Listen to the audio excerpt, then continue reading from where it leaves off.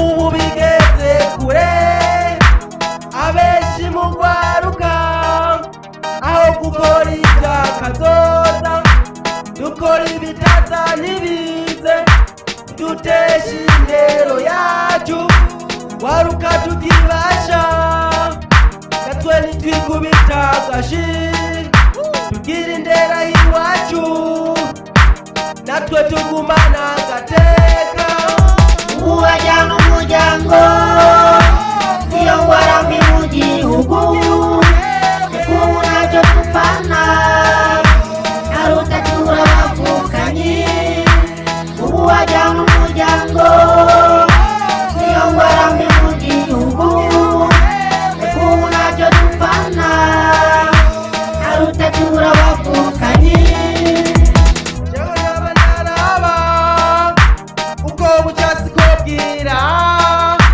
Ibintu byose birahinduka kandi n'isi yarahinduwe, kera umuntaro sugwagwa yaratumira abagenzi bagasoma bakongera, ariko ubu ntibikibaho.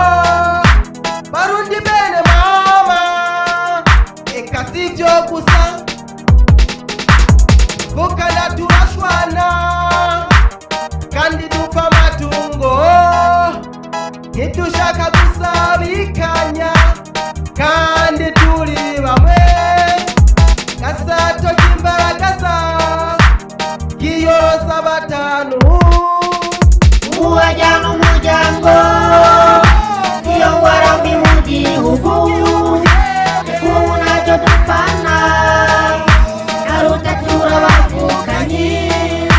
Uwajyana umuryango niyo ngwara mbi mu gihugu, ubu ntacyo dupfana aruta turabavukanyi.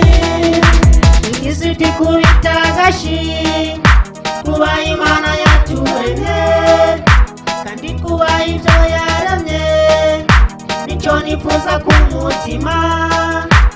Ini wacu i Burundi Imana yarezagiye, ikwiye kuhabungabunga tukagumana ubwitonzi. Kandi iyo bitabaye uko jewe birandengeye, kandi iyo bitabaye uko